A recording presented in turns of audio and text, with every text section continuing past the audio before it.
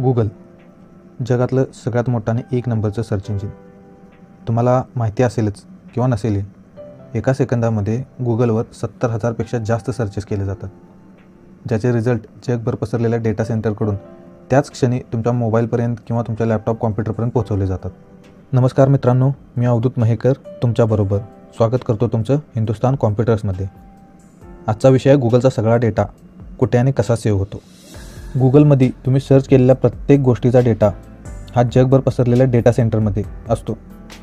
त्याच ठिकाणी डेटाच्या जागी जर तुम्ही स्वतः जायची वेळ आली तर ते शक्यच नाही आहे. आपल्या सर्वसामान्य राहू दे, गूगलमध्ये जे एम्प्लॉई काम करतात त्यामधले फक्त 1% एम्प्लॉई त्या डेटा सेंटरमध्ये जाऊ शकतात जिथं तुमचा डेटा सेव्ह होतो.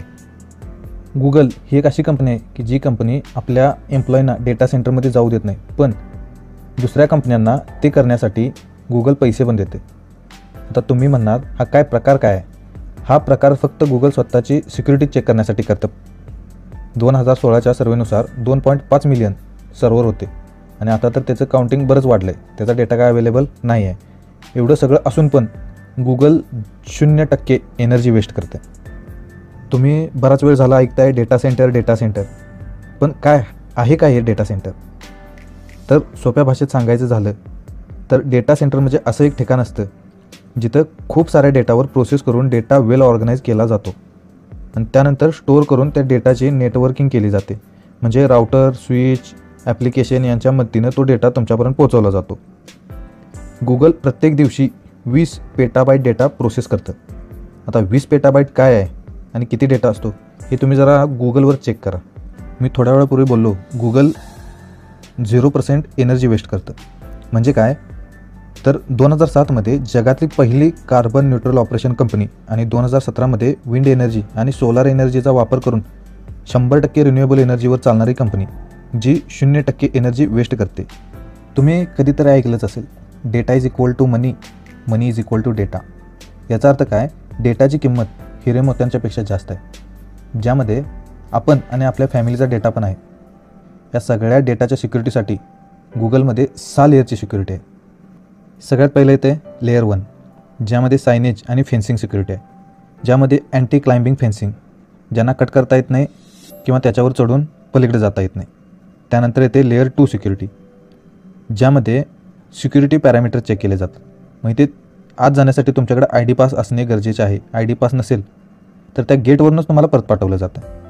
आणि चुकून जरी तुम्ही आत जायचा प्रयत्न केला तर इथे CCTV कॅमेऱ्याच्या नजरेतून तुम्ही सुटू शकत नाही. आणि एवढेच नाही तर मेन गेटवर क्रॅश बॅरियर्स आहेत जे मोठ्या ट्रकनासुद्धा थांबवू शकतात. त्याबरोबर 12 महिन्यांनी 24 तास गार्डचं पेट्रोलिंग पण असतंच, ज्याच्यामध्ये सिक्युरिटी गार्डवाले गार्ड ते वेगळे आणि चालत फिरणारे गार्ड हे वेगळे. म्हणजे तुम्ही कुणाच्या ना कुणाच्या तर नजरेत येणारच. त्यानंतर येतं लेअर 3 बिल्डिंग ॲक्सेस. या लेअरमध्ये तुमच्याकडे बिल्डिंग ॲक्सेससाठी एक ID असतो, तो असायला पाहिजे. तो नसेल तर मग प्रॉब्लेम आहे. पण तो नसेल तरी पण तुम्हीच आहे हे सिद्ध करून तुम्ही आत जाऊ शकता, आणि ते पण तुम्हाला बायोमेट्रिक स्कॅन आणि रेटिना स्कॅन करून. एवढी सगळी सिक्युरिटी असून काही गडबड होऊ नये म्हणून प्रत्येक वेळी दरवाजातून एकच व्यक्ती पाठवला जातो. आणि एवढंच नाही तर लिफ्ट वापरासाठी पण तुम्हाला रेटिना स्कॅन करावा लागतो. रेटिना स्कॅन केल्यानंतरच लिफ्ट ऑपरेट होते. त्यानंतर येते लेअर 4 सिक्युरिटी ऑपरेशन सेंटर. ही सगळ्यात महत्त्वाची लेअर आहे, ज्याच्यामध्ये तुम्ही फेन्सिंगमधून आत आल्यापासून जे कॅमेराचे जे रेकॉर्ड आहेत त्यापासून ते रेटिना स्कॅन आणि सगळ्या सिक्युरिटी सिस्टीम ह्याच ठिकाणावरून कंट्रोल केल्या जातात. त्यानंतर येतं लेअर 5 डेटा सेंटर फ्लोअर, ज्यामध्ये फक्त टेक्निशियन, इंजिनियर जे डेटा सेंटरच्या सर्व्हरना अपग्रेड करतात, रिपेअर करतात किंवा मेंटेन करतात त्यांनाच आत येण्याची परवानगी आहे. आणि ह्याच ठिकाणी तुमचा सगळा डेटा सेव्ह असतो. मग आता तुमच्या डोक्यात प्रश्न पडला असेल, जर टेक्निशियन, इंजिनियर तिथं आपल्या डेटापर्यंत जातात तर ते त्या डेटाचं काहीही करू शकतील. पण नाही, इथे टेक्निशियन आणि इंजिनियर यांना डेटाचे काहीही करता येत नाही, कारण डेटा हा इन्क्रिप्टेड असतो. एका ॲव्हरेज डेटा सेंटरमध्ये 25,000 ते 30,000 मशीन असतात जे कॉम्प्युटिंग करतात, डेटा स्टोअर करतात, डेटाचं नेटवर्किंग करतात. आणि ह्याच्यासाठी भरपूर एनर्जी लागते आणि त्यामुळे हिटिंग पण होतं, ज्याच्यामुळे तापमान 26 ते 30 किंवा त्याच्यापेक्षा पण जास्त वाढू शकतं. आणि हे टेम्परेचर जर जास्त झालं तर त्याच्यामुळं कॉम्प्युटरना नुकसान होऊ शकतं.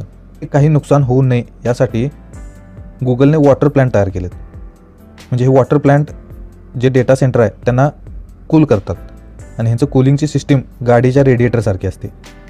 म्हणजे थंड पाणी वॉटर प्लांटकडून डेटा सेंटरमध्ये येतं आणि डेटा सेंटरमधलं गरम पाणी वॉटर प्लांटमध्ये जाऊन थंड होतं, एवढंच.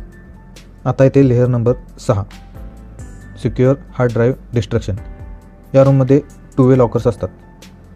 एका बाजूला डेटा सेंटर फ्लोअरमधून ज्या हार्ड डिस्क येतात, कुठल्या हार्ड डिस्क येतात ज्या 100% काम करत नाहीत, ज्या एका सॉफ्टवेअरवर चेक केल्या जातात, त्याचा पूर्ण डेटा इरेज केला जातो आणि त्यानंतर त्या हार्ड डिस्कचे बारीक बारीक तुकडे केले जातात.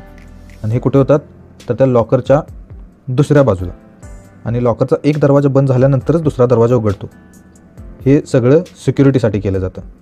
जेवढं अवघड गुगलमध्ये आत येणं आहे तेवढंच अवघड बाहेर जाणं पण आहे. म्हणजे जेवढ्या सिक्युरिटी आत येताना तुम्हाला चेक करतात त्या पद्धतीनं सगळ्या सिक्युरिटी तुम्हाला बाहेर जाताना चेक करतात. त्यानंतरच तुम्हाला बाहेर जाण्याची परमिशन आहे. ज्या पद्धतीनं जेम्स बॉन्डच्या पिक्चरमध्ये दाखवतात सिक्युरिटी, गुगलची सिक्युरिटी सेम तशीच आहे. अशा पद्धतीनं आपला डेटा गुगलच्या डेटा सेंटरमध्ये जातो, त्यानंतर इथं स्टोअर होतो आणि तुम्हाला ज्यावेळी पाहिजे त्यावेळी तो तिथून तुमच्यापर्यंत पोहोचवला जातो.